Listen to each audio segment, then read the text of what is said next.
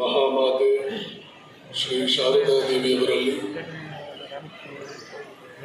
ಪೂಜ್ಯಪಾದ ಶ್ರೀಮತ್ ಸ್ವಾಮಿ ವಿವೇಕಾನಂದರಲ್ಲಿ, ಸಮೀಪದ ಹಂಪೆಯ ವಿರೂಪಾಕ್ಷ ಶಿವಭಗವಾನನಿಗೆ, ಆಂಜನೇಯ ಸ್ವಾಮಿಗೆ ಅನಂತ ಕೋಟಿ ಸಾಷ್ಟಾಂಗ ಪ್ರಣಾಮಗಳನ್ನು ಮೊಟ್ಟ ಮೊದಲಿಗೆ ಸಮರ್ಪಣೆ ಮಾಡ್ತೇನೆ. ಮೈಕ್ ಸರಿಯಿಲ್ಲ.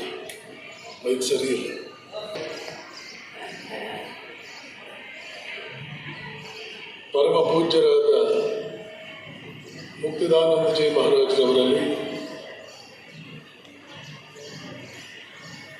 ಪರಮ ಪೂಜ್ಯರಾದ ವಿನಿಶ್ಚಲಾನಂದಜಿ ಮಹಾರಾಜರವರಲ್ಲಿ ಪ್ರಣಾಮಗಳನ್ನು ಹೇಳಿ,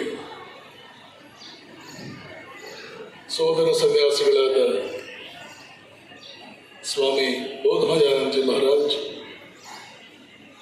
ಸ್ವಾಮಿ ಬೋಧಸ್ವರೂಪಾನಂದಜಿ ಮಹಾರಾಜ್, ಸ್ವಾಮಿ ಪ್ರಕಾಶಾನಂದಜಿ ಮಹಾರಾಜ್,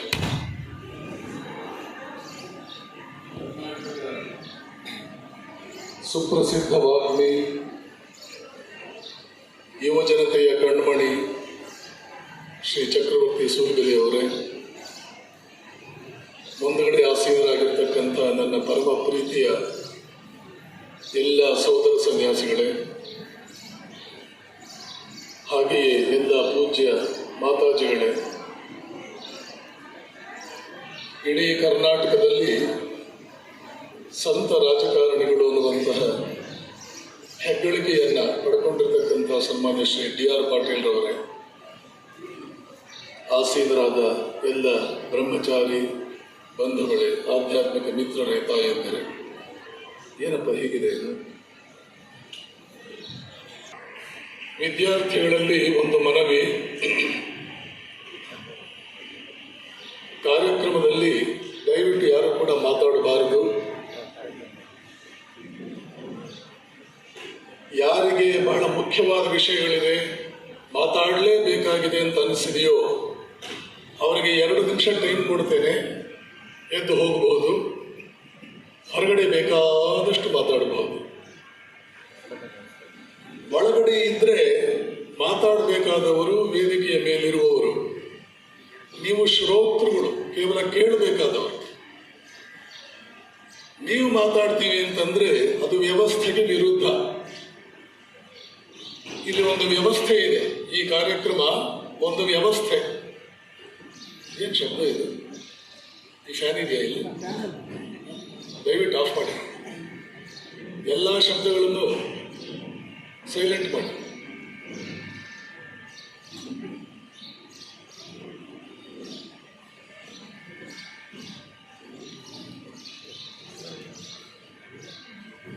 ಇನ್ನೇನು ಶಬ್ದ ಬರ್ತಾ ಇದೆಯಲ್ಲ? ನೀವೆಲ್ಲರೂ ಕೂಡ ಯುವಕರು ಮತ್ತು ಯುವತಿಯರು. ಯಾಕೆಂದ್ರೆ ನಿಮ್ಮ ವಯಸ್ಸು 30 ದಾಟಿಲ್ಲ. 18 ದಾಟಿಬಿಟ್ರೆ ಆಮೇಲಿನ 12 ವರ್ಷ ಇಡೀ ನಮ್ಮ ಜೀವಮಾನದಲ್ಲಿ ಅಂತಹ ಅದ್ಭುತವಾದ ದಿನಗಳು ಮತ್ತೆ ಬರಲ್ಲ. ಸ್ವಯಂ ಶ್ರೀ ರಾಮಕೃಷ್ಣರು ಕೂಡ ಇದರ ಬಗ್ಗೆ ಪ್ರಸ್ತಾಪ ಮಾಡ್ತಾರೆ. ಒಬ್ಬ ಮನುಷ್ಯ ಜೀವನದಲ್ಲಿ ಮಹತ್ತರವಾದನ್ನು ಸಾಧಿಸಬೇಕು ಅಂದರೆ ಅದರ ಪ್ರಾರಂಭ 18ರಿಂದ 30 ಒಳಗಾಗಬೇಕು ಅಂತ ಹೇಳಿ ಶ್ರೀರಾಮಕೃಷ್ಣರು ಆಗಾಗ್ಗೆ ಹೇಳ್ತಾ ಇದ್ರು.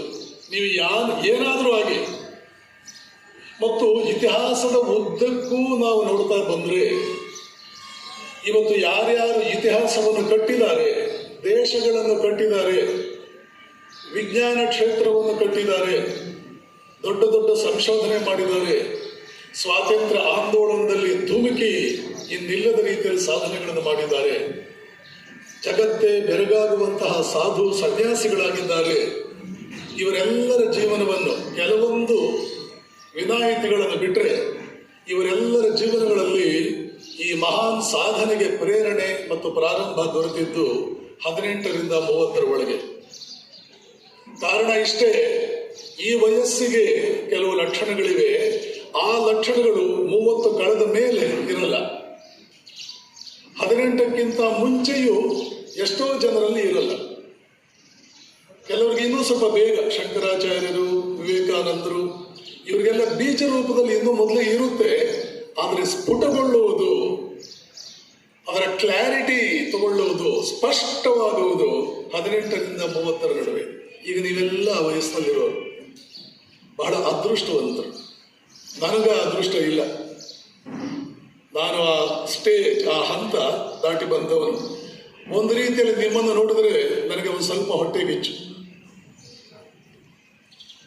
ಎಂಥ ಅದ್ಭುತವಾದಂತಹ ಜೀವನದ ಹಂತದಲ್ಲಿ ನೀವಿದ್ದೀರಿ. ಈ ಹಂತದಲ್ಲಿ ಏನು ಲಕ್ಷಣ ಇರುತ್ತೆ? ಮೊದಲನೇ ಲಕ್ಷಣ ಸೋಲು ಒಪ್ಪಿಕೊಳ್ಳುವುದಿಲ್ಲ. ಅದನ್ನ ಒಂದು ನಾಣ್ಣುಡಿಯಲ್ಲಿ ಕನ್ನಡದಲ್ಲಿ ಹೇಳ್ತಾರೆ, ಮೀಸೆ ಹುಟ್ಟವನು ದೇಶ ಕಾಣ. ಮೀಸೆ ಹುಡ್ತಾ ಇರೋ ವಯಸ್ಸು ಸಾಮಾನ್ಯವಾಗಿ 15, 13, 14 ಪ್ರಾರಂಭ ಆಗುತ್ತೆ. 18ಕ್ಕೆ ಸ್ವಲ್ಪ ಮೀಸೆ ಸ್ಪಷ್ಟವಾಗಿ ಬಂದಿರುತ್ತೆ.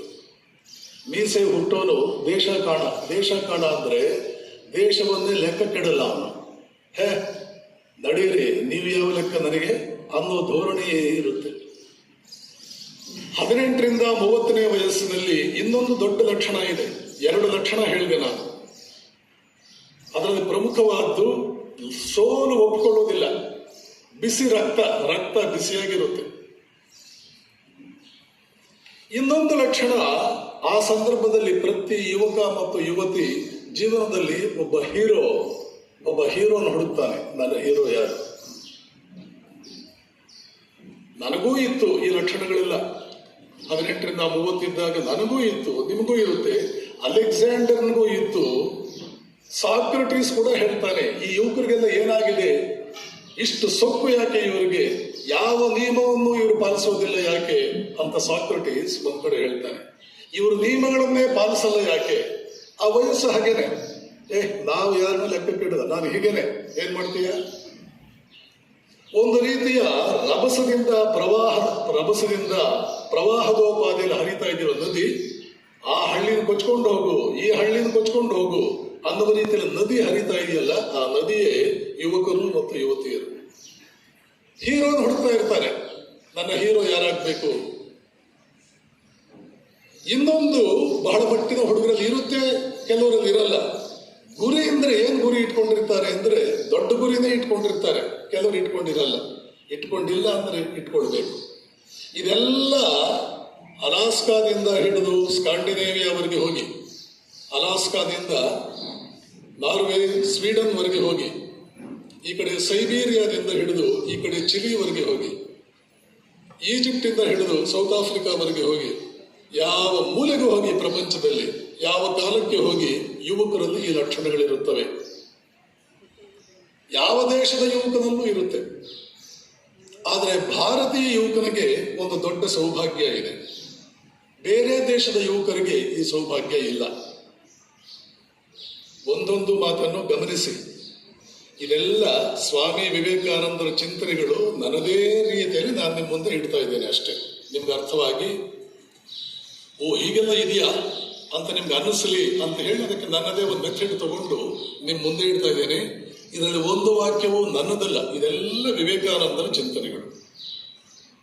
ಏನು ನಿಮಗಿರೋ ಅಡ್ವಾಂಟೇಜ್, ನಿಮಗಿರೋ ಅನುಕೂಲ, ಭಾರತೀಯ ಯುವಕನಿಗೆ ಮಾತ್ರ ಇರುವ ಅನುಕೂಲ, ಬೇರೆ ದೇಶದ ಯುವಕರಿಗೆ ಯುವತಿಯರಿಗೆ ಇಲ್ಲದೆ ಇರೋ ಅನುಕೂಲ ಏನು ಅಂತಂದ್ರೆ, ನೀವು ನಂಬಲ್ಲ. ನಾನು ಹೇಳಿದ್ರೆ ಇವಾಗ ನೀವು ನಂಬಲ್ಲ. ಯಾಕೆಂದ್ರೆ ಅದರ ವಿರುದ್ಧವಾಗಿಯೇ ನಿಮ್ಮ ಪುಸ್ತಕಗಳು, ಅದರ ವಿರುದ್ಧವಾಗಿಯೇ ನ್ಯೂಸ್ ಪೇಪರ್ಗಳು, ಅದರ ವಿರುದ್ಧವಾಗಿಯೇ ಟಿವಿ ಡಿಸ್ಕಷನ್ಸ್, ಅದರ ವಿರುದ್ಧವಾಗಿಯೇ ಎಷ್ಟೋ ಚಿಂತನೆಗಳು ನಡೆದು ನೀವು ಅದನ್ನೆಲ್ಲ ಕೇಳಿ, ನಿಮ್ಮ ಕ್ಲಾಸ್ ರೂಮ್ನಲ್ಲಿ ನಿಮ್ಮ ಮೇಷ್ಟ್ರುಗಳು ಹಾಗೆಯೇ ಮಾತಾಡಿ, ನಿಮ್ಮ ಮನೆಯಲ್ಲಿ ನಿಮ್ಮ ತಂದೆ ತಾಯಿಯಂದರು ಬಹಳ ಮಟ್ಟಿಗೆ ಹಾಗೆಯೇ ಮಾತಾಡಿ, ಈಗ ನಾನೊಂದು ವಿಷಯ ಹೇಳಿದ್ರೆ ನೀವು ನಂಬಲಿಲ್ಲ ಅಂದ್ರೆ ನಷ್ಟ ನಿಮಗೆ, ನಂಬಿದ್ರೆ ಲಾಭ ನಿಮಗೆ. ಏನದು? ನಿಮಗಿರುವ ರಕ್ತ ಈ ಪ್ರಪಂಚದಲ್ಲಿ ಯಾವುದೇ ದೇಶದ ಯುವಕನಿಗೆ ಇಲ್ಲ.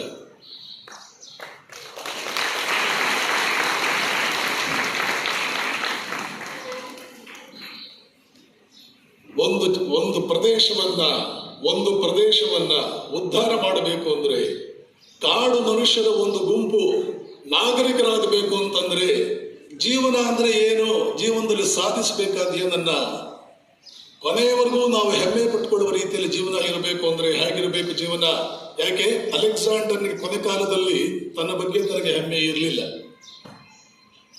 ನಾವು ಅಲೆಕ್ಸಾಂಡರ್ನ ಅನುಸರಿಸುವಂತೆ ನಮ್ಮ ಪುಸ್ತಕಗಳು, ನಮ್ಮ ಟಿವಿ ಡಿಸ್ಕಷನ್ಗಳು, ನಮ್ಮ ಚಿಂತನೆಗಳು, ನಮ್ಮ ಸಮಾಜದ ದೊಡ್ಡವರು ಅವರ ವಿಚಾರಗಳು ಹೇಗಿರುತ್ತೆ ಅಂದ್ರೆ ನಾವು ಅಲೆಕ್ಸಾಂಡರ್ನ ಅನುಸರಿಸಲಿ ಅನ್ನೋ ರೀತಿಯಲ್ಲಿ. ಆದ್ರೆ ಅಲೆಕ್ಸಾಂಡರ್ನಿಗೆ ತನ್ನ ಕೊನೆಯ ಭಾಗದಲ್ಲಿ, ಜೀವನದ ಕೊನೆಯ ಭಾಗದಲ್ಲಿ ತನ್ನ ಬಗ್ಗೆ ತನಗೆ ರಿಗ್ರೆಟ್ಸ್ ಇತ್ತು, ಪಶ್ಚಾತ್ತಾಪ ಆಯಿತು. ನೆಪೋಲಿಯನ್ನನಿಗಂತೂ ಒಂದು ನಯಾ ಪೈಸೆ ತನ್ನ ಬಗ್ಗೆ ತನಗೆ ಹೆಮ್ಮೆ ಇರಲಿಲ್ಲ.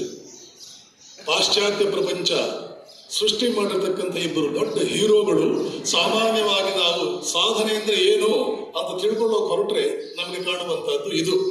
ಆದರೆ ವಿವೇಕಾನಂದರು ಹೇಳ್ತಾರೆ, ಭಾರತೀಯರಿಗೆ ನಾವು ಕೊಟ್ಟ ಆದರ್ಶಗಳು ಬೇರೆ, ಭಾರತೀಯರಲ್ಲಿ ಧೀರ ಅಂತಂದ್ರೆ ನಾವು ಕೊಟ್ಟ ಡೆಫಿನಿಷನ್ನೇ ಬೇರೆ.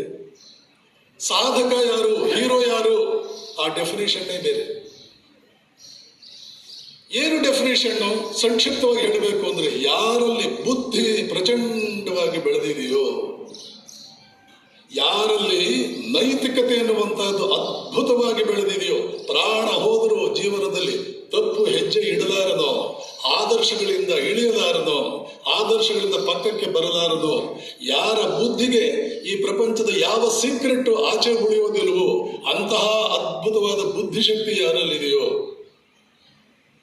ಮತ್ತು ಆ ಬುದ್ಧಿಶಕ್ತಿ, ಈ ಅದ್ಭುತವಾದ ನೈತಿಕ ಶಕ್ತಿ ಇದನ್ನೆಲ್ಲ ಕೇವಲ ಸ್ವಾರ್ಥಕ್ಕೆ ಉಪಯೋಗಿಸಿಕೊಳ್ಳದೆ ನೂರಾರು ಜನರಿಗೆ ಉಪಯೋಗಿಸಿಕೊಳ್ಳಬೇಕು ಅನ್ನೋ ವ್ರತಬದ್ಧನಾಗಿದ್ದಾನೋ ಅವನು ಹೀರೋ, ಅವನೇ ಅದ್ಭುತ ವ್ಯಕ್ತಿ, ಅವನೇ ಇತಿಹಾಸದ ನಿರ್ಮಾಪಕ. ಒಬ್ಬ ರಾಮ, ಒಬ್ಬ ಕೃಷ್ಣ, ಒಬ್ಬ ಬುದ್ಧ, ಒಬ್ಬ ಶಂಕರಾಚಾರ್ಯರು, ಒಬ್ಬ ವಿವೇಕಾನಂದರು, ಅವರೆಲ್ಲ ಹೀಗೆ ಬದುಕಿದ್ದು. ಅಲೆಕ್ಸಾಂಡರ್ ಹೀಗೆ ಬದುಕಲಿಲ್ಲ, ನೆಪೋಲಿಯನ್ ಹೀಗೆ ಬದುಕಲಿಲ್ಲ. ಪಾಪ ಅವ್ರಿಗೆ ಗೊತ್ತಿರಲಿಲ್ಲ, ಅವ್ರು ಯಾರು ಹೇಳೋದಕ್ಕೆ ಯಾರು ಗತಿ ಇರಲಿಲ್ಲ. ಚೈನಾ ದೇಶದ ಒಬ್ಬ ಮಹಾನ್ ಚಿಂತಕ, ವಿಶ್ವಸಂಸ್ಥೆಯಲ್ಲಿ permanent representative of China to United Nations ಆಗಿದ್ದಂತ ಒಬ್ಬ ವ್ಯಕ್ತಿ ಇಂಡಿಯಾ ಬಗ್ಗೆ ಬರೀತಾನೆ. ಓ ಭಾರತ ದೇಶವೇ, ಕಾಡು ಮನುಷ್ಯರಾಗಿದ್ದ ನಮ್ಮನ್ನು ನೀನು ನಾಗರಿಕರನ್ನಾಗಿ ಮಾಡಿದ್ದು ನೀನು. ನಿನ್ನ ಮುಂದೆ ಬೆಳಕಿಗಾಗಿ ಬೆಕ್ಕರುಗಳ ರೀತಿಯಲ್ಲಿ, ಭಿಕ್ಷುಕರ ರೀತಿಯಲ್ಲಿ ನಾವು ಬೇಡಿಕೊಂಡೆವು, ಬೆಳಕಿಗಾಗಿ ಬೇಡಿಕೊಂಡೆವು, ಬೆಳಕು ಕೊಟ್ಟೆ ನೀನು. ಚೈನಾ ಇವತ್ತು ಒಂದೊಂದು ಹೆಜ್ಜೆಗೂ ಭಾರತ ನಿನಗೆ ಕೃತಜ್ಞರಾಗಿರ್ಬೇಕು. ನಾನು ಪುಟ ನಂಬರ್ ಹೇಳ್ತೀನಿ, ಬೇಕಾದ್ರೆ ನಾಳೆ ನನಗೆ ಮೀಟ್ ಮಾಡಿದೆವು, ಯಾವ ಪುಸ್ತಕದಲ್ಲಿ ಯಾವ ಸಂದರ್ಭದಲ್ಲಿ ಅವನು ಹೇಳಿದಾನೆ, ಯಾವ ಪೇಜ್ ನಂಬರು, ಆ ಪೇಜ್ ನಂಬರ್ ಕೂಡ ಹೇಳ್ತೇನೆ. ಅವನೇನೇನು ಮಾತನಾಡಿದಾನೆ ಅಂತ ವರ್ಬ್ಯಾಟಮ್ ಅದದೇ ಪದ ಬೇಕಾದ್ರೆ ಹೇಳ್ತೇನೆ. ಅವನು ಸಾಮಾನ್ಯ ಅಲ್ಲ, ಬೀಜಿಂಗ್ ಯೂನಿವರ್ಸಿಟಿ ಪ್ರೊಫೆಸರ್ ಆಗಿದ್ದ ದೊಡ್ಡ ಚಿಂತಕ, ಚೈನಾ ದೇಶದ ಚಿಂತಕ, ಆಮೇಲೆ permanent representative to United Nations from China ಆಗಿದ್ದಂತಹ ವ್ಯಕ್ತಿ. ಚೈನಾದವರೇ 3-4 ಸಂದರ್ಭಗಳನ್ನು ಹೇಳಿದ್ದಾರೆ, ನಮ್ಮನ್ನು ನಾಗರಿಕರನ್ನಾಗಿ ಮಾಡಿದ್ರಿ, ನೀವು ಮನುಷ್ಯರನ್ನಾಗಿ ಮಾಡಿದಿರಿ. ಈ ಸಾಮರ್ಥ್ಯ, ಅದೇ ಸಾಮರ್ಥ್ಯವನ್ನು ನಾನು ಹೇಳಿದ್ದು, ಬುದ್ಧಿ ಅದ್ಭುತವಾಗಿ ಒಂದು ದೇಶವನ್ನೇ, ಅನಾಗರಿಕರಾಗಿದ್ದ ದೇಶವನ್ನು ನಾಗರಿಕರನ್ನಾಗಿ ಮಾಡೋದಕ್ಕೆ ಭಾರತೀಯರಿಗೆ ಶಕ್ತಿ ಎಲ್ಲಿಂದ ಬಂತು? ಅವರ ಬುದ್ಧಿಯೂ ಅಷ್ಟು ಬೆಳೆದಿತ್ತು, ಅವರ ಸಾಮರ್ಥ್ಯಗಳು ಅಷ್ಟು ಬೆಳೆದಿತ್ತು, ಅವರ ಸದ್ಗುಣಗಳು ಅಷ್ಟು ಬೆಳೆದಿತ್ತು. ಆದ್ದರಿಂದ ಜೀವನದ ಗುರಿ ಇರಬೇಕಾದ್ದು ಸಾಮರ್ಥ್ಯಗಳನ್ನ, ಸದ್ಗುಣಗಳನ್ನ ತುಂಬಿಕೊಳ್ಳೋದು. ನರೇಂದ್ರ ಹಾಗೆ ಬೆಳೆದಿದ್ದು, ರಾಮ ಹಾಗೆ ಬೆಳೆದಿದ್ದು, ಸಾಮರ್ಥ್ಯಕ್ಕೆ ಕೊರತೆಯೋ? ವಿವೇಕಾನಂದರು ಅಮೆರಿಕ ದೇಶದ ಎಲ್ಲ ದೊಡ್ಡ ದೊಡ್ಡ ಪ್ರೊಫೆಸರ್ಗಳ ಜೊತೆ ಒಂದು ವಾದದಲ್ಲಿ ಇಳಿದಿದ್ದಾಗ, ಮಾರ್ಗರೆಟ್ ಅವಳ ಹೆಸರು, ನಾರ್ತ್ ಆಂಪ್ಟನ್ ಅಂತ ಹೇಳಿ, ಬಾಸ್ಟನ್ ಪಕ್ಕದಲ್ಲಿ ಒಂದು ಊರು, ಲಿನ್ ಮತ್ತು ನಾರ್ತ್ ಆಂಪ್ಟನ್, ಈ ಭಾಗಗಳು ಸಂಚರಿಸ್ತಾ ಇದ್ದಾಗ ದೇಶದ ದಿಗ್ಗಜಗಳೆಲ್ಲ ಈ ಮನುಷ್ಯನನ್ನು ಮಣಿಸಬೇಕು ಅಂತ ಹೇಳಿ ಕರಿ ಕೋಟ್ ಹಾಕೊಂಡಿದ್ದಂತಹ ಸಾಕಷ್ಟು ವಯಸ್ಸಾಗಿದ್ದ ಆಕೆ ಹೇಳ್ತಾಳೆ, ಪಾಪ ಅವರ ವಯಸ್ಸಿನ ಹುಡುಗನ ಮೇಲೆ ಎಲ್ಲ ಒಟ್ಟಿಗೆ ಎರಗಿದ್ರು. 100 ಜನ ಪ್ರೊಫೆಸರ್ಗಳು, ಪಾದ್ರಿಗಳು ಎಲ್ಲರೂ ಕೂಡ. ಪ್ರಾರಂಭದಲ್ಲಿ ಪಾಪ ಈ ಹುಡುಗನ ಮೇಲೆ ಹೇಗೆ ಎರಗುತ್ತಾರೆ, ಯಾಕೆ ಎರಗುತ್ತಾರೆ ಇವರು ಅಂತ ಅನಿಸ್ತಿತ್ತು. ಹಾಗೆಯೇ ವಾಕ್ ಸರಣಿ ಮುಂದುವರೆದಂತೆ ಕೊನೆಗೆ ಅನಿಸಿದ್ದೇನು ಅಂದ್ರೆ, ಒಂದು ಕಾಡು ಬೆಕ್ಕು ಒಂದು 100 ಸೊಂಡಿಲಿಗಳ ಜೊತೆ ಆಟ ಆಡ್ತಾ ಇದೆ ಅಂತ ಅನಿಸ್ಬಿಡ್ತು ನನಗೆ. ವಿವೇಕಾನಂದರು ಕಾಡು ಬೆಕ್ಕಿನಂತೆ ಆದರೂ ಆ ಪ್ರೊಫೆಸರ್ಗಳಂತೆ, ಮತ್ತೊಬ್ಬರಂತೆ, ದೊಡ್ಡ ದೊಡ್ಡ ದಿಗ್ಗಜಗಳಂತೆ ಇಲಿಗಳು, ಸೊಂಡಿಲಿ, ದೊಡ್ಡ ಇಲಿನೂ ಅಲ್ಲ, ಸೊಂಡಿಲಿ, ಇಲಿ ಮರಿ. ಈ ಸಾಮರ್ಥ್ಯ ಎಲ್ಲಿಂದ ಬಂತು? ಈ ದೇಶದ ಗುರಿ, ಈ ದೇಶದ ರಕ್ತವನ್ನ ನಾವು ಹಾಗೆ ಬೆಳೆಸಿರೋದು. ಆ ದೇಶಕ್ಕೆ ಕೊಳ್ಳೆ ಹೊಡಿ, ಈ ದೇಶವನ್ನು ಹಾಳು ಮಾಡು, ಅವರನ್ನು ಗೆಲ್ಲು ಇವರನ್ನು ಗೆಲ್ಲು, ಈ ರೀತಿಯಲ್ಲಿ ಈ ರಕ್ತ ಬೆಳೀಲಿಲ್ಲ. ಈ ದೇಶದ ರಕ್ತ ಬೆಳೀಲೇ ಇಲ್ಲ. ಇವತ್ತು ಕೂಡ ಮೈಕ್ರೋಸಾಫ್ಟ್ ಸಿಇಒ, ಮತ್ತೊಂದರ ಸಿಇಒ, ಮಗದೊಂದರ ಸಿಇಒ, ಆ ಮೈಕ್ರೋಸಾಫ್ಟ್ ಅಲ್ಲಿ 40% ಇರೋ Indian engineers, Intel 40% Indian engineers, NASA 30-34% Indian scientist. ಸಂಸ್ಕೃತವನ್ನು ಎಲ್ಲರೂ ಕಲಿಬೇಕು ಅಂತ ಒಂದು ರೀತಿಯ ಆಗ್ರಹ. ಯಾರ ಭಾಷೆ ಸಂಸ್ಕೃತ? ನಮ್ಮ ಭಾಷೆಯನ್ನು ನಾವು ಹಾಗೆ ಬೆಳೆಸಿದ್ದು, ನಮ್ಮ ರಕ್ತವನ್ನು ಹಾಗೆ ಬೆಳೆಸಿದ್ದು, ನಮ್ಮ ಬ್ರೈನ್ ಅನ್ನು ಹಾಗೆ ಬೆಳೆಸಿದ್ದು ನಾವು. ಇದನ್ನೆಲ್ಲ ನೋಡಿ ವಿವೇಕಾನಂದರು ಹೇಳ್ತಾರೆ, ಆರ್ಯನ ರಕ್ತ ಹೋಗದೆ ಈ ಪ್ರಪಂಚದ ಯಾವ ಜನಾಂಗ ನಾಗರಿಕವಾಗಿದೆ ಹೇಳಿ? ಆರ್ಯ ಅಂದ್ರೆ ಯಾರು? ನಾನು, ನೀವು, ಕಾಶ್ಮೀರದಿಂದ ಕನ್ಯಾಕುಮಾರಿಯವರೆಗೆ, ಗುಜರಾತಿನಿಂದ ಅಸ್ಸಾಮಿನವರೆಗೆ ಇರ್ತಕ್ಕಂಥ ನಾವೆಲ್ಲರೂ ಮೊದಲು ನಮ್ಮವರಾಗಿದ್ದುಕೊಂಡು ಇವತ್ತು ಬೇರೆ ಧರ್ಮಕ್ಕೆ ಹೋಗಿದ್ದಾರಲ್ಲ, ಅವರನ್ನೂ ಸೇರಿಸಿ ನಮ್ಮ ರಕ್ತ ಹೇಗಿದೆ? ಯಾವುದೇ ಕಾಡು ಮನುಷ್ಯನನ್ನ ದೇವತೆಯನ್ನಾಗಿಸುವ ಸಾಮರ್ಥ್ಯವನ್ನು ಹೊಂದಿದೆ ಪ್ರಪಂಚದಲ್ಲಿ. ಇಲ್ಲಿವರೆಗೆ ಮಾಡಿಕೊಂಡಿದ್ದೀವಿ. They have civilised the herds. ವಿವೇಕಾನಂದರು ಹೇಳ್ತಾರೆ ಇಂಡಿಯನ್ಸ್ ಬಗ್ಗೆ, ಪ್ರಾಚೀನ ಭಾರತೀಯ, ದೇ ಹ್ಯಾವ್ ಸಿವಿಲೈಸ್ಡ್ ದಿ ಹರ್ಡ್ಸ್.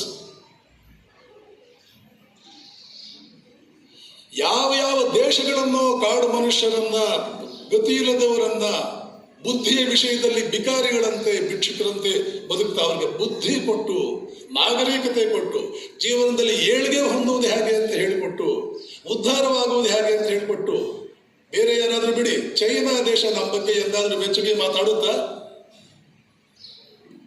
ಕನಿಷ್ಠ ಒಂದು 20-30 ನೋಬೆಲ್ ಪ್ರಶಸ್ತಿ ವಿಜೇತರ ಮಾತುಗಳನ್ನು ನಿಮ್ಮ ಮುಂದೆ ನಾನು ಹೇಳ್ತೇನೆ. ಅವರಲ್ಲಿ ಮಹಾನ್ ಇತಿಹಾಸಕಾರರಿದ್ದಾರೆ, ವಿಜ್ಞಾನಿಗಳಿದ್ದಾರೆ, ಸೈನ್ಸ್ ಅನ್ನು ಜೀರ್ಣಿಸಿಕೊಂಡಿದ್ದಾರೆ, ಸೈಂಟಿಫಿಕ್ ಆಗಿ ಒಂದೊಂದನ್ನು ಯೋಚನೆ ಮಾಡೋರಿದ್ದಾರೆ. ಯಾವುದೋ ಪುಸ್ತಕದಲ್ಲಿ ಹೇಳಿದೆ ಅಂತ ನಂಬುವಂತವರಲ್ಲ ಅವರು. ಹೆಜ್ಜೆ ಹೆಜ್ಜೆಗೂ ಪ್ರತಿಯೊಂದನ್ನು ಪರೀಕ್ಷೆ ಮಾಡುವ ಜನ. ಇವರಲ್ಲಿ ಒಬ್ಬರಾದರೂ ಭಾರತದ ಬಗ್ಗೆ ಅಪಸ್ವರ ತೆಗೆದಿದ್ದಾರ? ಹೇಳ್ತಾರೆ ಇವತ್ತು ನಾವು ಕಣ್ಣು ತೆರಿತಾ ಇದ್ದೀವಿ. ಇದು ಇಂಡಿಯಾಗೆ ಅಷ್ಟು ಹಿಂದೆ ಆಗಿ ಗೊತ್ತಾಯ್ತು. ಯಾವ ವಿಷಯಗಳ ಬಗ್ಗೆ ಇವತ್ತು ನಾವು ಕಣ್ಣು ತೆರಿತಾ ಇದ್ದೀವೋ ಇದನ್ನು ಹೇಳಿದ ವ್ಯಕ್ತಿ ಬದುಕಿದ್ದಾನೆ ಇವತ್ತಿಗೂ. ರಂಗನಾಥಾನಂದಜಿ ಮಹಾರಾಜರ ಶಿಷ್ಯ ಅಥವಾ ಸ್ನೇಹಿತ ಅಂತ ಫ್ರಿಜೋಫ್ ಕ್ಯಾಪ್ರಾ ಅಂತ ಅವನ ಹೆಸರು. ಟಾವೋ ಆಫ್ ಫಿಸಿಕ್ಸ್ ಪುಸ್ತಕ ಬರೆದಿದ್ದಾರೆ. ಬರ್ಕ್ಲಿ ಯೂನಿವರ್ಸಿಟಿಲಿದ್ದ ಸ್ವಾಮೀಜಿ ಎಷ್ಟೋ ಸಲ ಅದನ್ನು ಮೀಟ್ ಮಾಡಿದ್ದಾರೆ. ಇವತ್ತು ನಾವು ಕಣ್ಣು ತೆರಿತಾ ಇದ್ದೇವೆ. ಪ್ರಾಚೀನ ಭಾರತೀಯರಿಗೆ ಇದೆಲ್ಲ ಆವಾಗಲೇ ಹೇಗೆ ಗೊತ್ತಾಯಿತು? ಹಾಗಾದ್ರೆ ನಮ್ಮ ಬುದ್ಧಿ ಅವರ ಬುದ್ಧಿಗೆ ವ್ಯತ್ಯಾಸ ಗೊತ್ತಾಗ್ತಿದೆ ನಿಮಗೆ? ಇದೆಲ್ಲ ನೀವು ಕೇಳಲೇ ಇಲ್ಲ, ನೀವು ಉಲ್ಟಾ ಕೇಳಿದ್ದು. ಅವರು ನಮಗೆ ಸೈನ್ಸ್ ಹೇಳ್ಕೊಡ್ಬೇಕು, ಅವರು ನಮ್ಮನ್ನು ಮನುಷ್ಯರನ್ನಾಗಿ ಮಾಡಬೇಕು, ಅವರು ನಮ್ಮನ್ನು ಒಂದು ದೇಶವನ್ನಾಗಿ ಮಾಡಬೇಕು. ಹೀಗೆಯೇ ಕೇಳ್ಕೊಂಡು ಬಂದ್ರಿ 150 ವರ್ಷದಿಂದ. ಆದ್ದರಿಂದ ಸ್ವಾಮೀಜಿ ಸ್ವಾಮೀಜಿ ಅಂದ್ರೆ ವಿವೇಕಾನಂದರು ಇಷ್ಟು ವ್ಯಗ್ರರಾಗ್ತಾರೆ. ಪ್ಯಾರಿಸ್ಸಿನ ಧರ್ಮ ಸಮ್ಮೇಳನದಲ್ಲೂ ಕೂಡ ಆ ಮಾತು ಹೇಳ್ತಾರೆ, Indian history should be rewritten and Indians themselves should write their history. ಭಾರತೀಯ ಇತಿಹಾಸ ಮತ್ತೆ ಸುಳ್ಳುಗಳಿಂದ ತುಂಬಿದೆ. ನನಗೆ ಯಾರೋ ಒಬ್ರು ಹೇಳಿದ್ರು, ಸ್ವಾಮೀಜಿ ಫೇಸ್ಬುಕ್ ನಲ್ಲಿ ಬಹಳ ಸುಳ್ಳುಗಳಿರುತ್ತೆ. ಅದಕ್ಕೆ ನಾನು ಉತ್ತರ ಕೊಟ್ಟೆ, ಟೆಕ್ಸ್ಟ್ ಬುಕ್ ನಲ್ಲೇ ಸುಳ್ಳುಗಳಿದೆ. ಫೇಸ್ಬುಕ್ಗೆ ಯಾಕೆ ಬೈಬೇಕು? ಫೇಕ್ ಬುಕ್ ಅದು, ಫೇಸ್ಬುಕ್ ಅಲ್ಲ. ಓಕೆ, ಟೆಕ್ಸ್ಟ್ ಬುಕ್ ಅಲ್ಲಿ ಸುಳ್ಳುಗಳು ತುಂಬಿಸಿದ್ದೀರಿ. ಇದನ್ನು ಯಾಕೆ ಹೇಳ್ತಾ ಇದ್ದೀನಿ? ಮಹಾತ್ಮನಾಗುವುದು, ಅದ್ಭುತ ವ್ಯಕ್ತಿಯಾಗುವುದು, ಸದ್ಗುಣಗಳು, ಸಾಮರ್ಥ್ಯಗಳು, ರ್ಯಾಂಕ್ ತಗೊಳ್ಳೋದು, ಗೋಲ್ಡ್ ಮೆಡಲ್ ತಗೊಳ್ಳೋದು, ಜನ ನಿಮ್ಮ ನೋಡಿ ಆಶ್ಚರ್ಯ ಪಟ್ಟುಕೊಳ್ಳುವಂತೆ ಒಬ್ಬ ಅದ್ಭುತ ವ್ಯಕ್ತಿಯಾಗೋದು ನಿಮ್ಮ ರಕ್ತದಲ್ಲಿದೆ. ಭಾರತೀಯನೇ, ನಿನ್ನ ರಕ್ತದಲ್ಲಿದೆ. ಬೇರೆಯವರಿಗಿಲ್ಲ ಈ ರಕ್ತ, ಬೇರೆಯವರಿಗಿಲ್ಲ. ಆದ್ದರಿಂದಲೇ ವಿಜ್ಞಾನಿ ಹೇಳಿದ್ದು ನಮ್ಗೆ ಇವತ್ತು ಗೊತ್ತಾಗ್ತಾ ಇರೋದು ಅಷ್ಟು ಹಿಂದೆ. Fritjof Capra, the scale of this ancient myth is indeed staggering. ಅವಂದೇ ಮಾತು ಹೇಳ್ತೇನೆ ನಿಮ್ಮ ಮುಂದೆ. The scale of this ancient myth ಅಂದ್ರೆ ಭಾರತೀಯರ ಜ್ಞಾನ ಅಂತ ಇಟ್ಕೋಬಹುದು ಇವತ್ತಿನ ಸಂದರ್ಭದಲ್ಲಿ. ಭಾರತೀಯರ ಜ್ಞಾನ ಸ್ಟ್ಯಾಗರಿಂಗ್, ಮೂಗಿನ ಮೇಲೆ ಬೆರಳಿಟ್ಕೊಂಡು ಹಾಕೊಂಡು ದಿಗ್ಭ್ರಮೆಗೊಳಿಸುತ್ತೆ ನಮ್ಮನ್ನ. The scale of this ancient myth is indeed staggering. It has taken mankind more than 2000 years to come up again with similar concepts. ಅವರು ಆವತ್ತು 2000 ವರ್ಷಗಳ ಹಿಂದೆ ಹೇಳಿದ್ದನ್ನ ಇವತ್ತು ನಾವು ತಿಳ್ಕೊಳ್ಳೋಕೆ 2000 ವರ್ಷ ಬೇಕಾಯ್ತಲ್ಲ. ಏನಿದ್ರ ಅರ್ಥ? ಅಮೆರಿಕ 2000 ವರ್ಷಗಳ ನಂತರ ತಿಳ್ಕೊಳ್ಳುವುದು ನಮಗೆ 2000 ವರ್ಷಗಳ ಮೊದಲು ಗೊತ್ತಿರುತ್ತೆ. ಅಥವಾ ಇವತ್ತಿನ ಪ್ರಪಂಚ ಇವತ್ತು ಏನು ತಿಳ್ಕೊಳ್ತಾ ಇದೆಯೋ ಅದನ್ನು 2000 ವರ್ಷಗಳ ಹಿಂದೆ ತಿಳ್ಕೊಳ್ಳಬಲ್ಲ ಸಾಮರ್ಥ್ಯ ಭಾರತಕ್ಕಿದೆ, ಭಾರತೀಯನಿಗಿದೆ, ಭಾರತೀಯರಾದ ನಿಮಗಿದೆ. ನನಗೆ 35% ಬರುತ್ತಾ, ನನಗೆ 50% ಬರುತ್ತಾ? ಸ್ಕ್ವಾಡ್ ಬರಲಿಲ್ಲ ಅಂದ್ರೆ ಪಾಸ್ ಆಗ್ತೀನಾ? ಗಣೇಶ ಇವತ್ತು ಸ್ಕ್ವಾಡ್ ಬಾರದೇ ಇರ್ಲಪ್ಪ, ಗಣೇಶನ ದೇವಸ್ಥಾನಕ್ಕೆ ಹೋಗೋದೇ ಎಕ್ಸಾಮಿನೇಷನ್ ದಿನ, ಇದ್ಯಾವತ್ತೂ ಹೋಗಲ್ಲ. ಇವತ್ತು ಸ್ಕ್ವಾಡ್ ಬಾರದೇ ಇರ್ಲಪ್ಪ, ಬಂದರೂ ನಾನು ಸಿಕ್ಕಾಕೊಳ್ದೇ ಇಲ್ಲ. ಯಾವತ್ತು ನೀವು ಹೋಗಿದ್ದು? ಏಪ್ರಿಲ್ 15ನೇ ತಾರೀಕು. ಗಣೇಶ ನಿಮಗಿಂತ ಬಹಳ ಬುದ್ಧಿವಂತ ಅಲ್ವಾ? ಆದ್ರಿಂದ ಅವನು ಹೇಳ್ತಾನೆ, ಜೂನ್ನಲ್ಲೇ ಕಾಲೇಜ್ ಪ್ರಾರಂಭ ಆಯಿತು, ಏಪ್ರಿಲ್ ಅಲ್ಲಿ ಬಂದಿದೆಯಲ್ಲೋ, 6 ತಿಂಗಳು ಏನ್ ಮಾಡ್ತಿದ್ಯೋ? ನಾನು ನಿನಗೆ 6 ತಿಂಗಳಾದ್ಮೇಲೆ ಅಕ್ಟೋಬರ್ನಲ್ಲಿ ಆಶೀರ್ವಾದ ಮಾಡ್ತೇನೆ.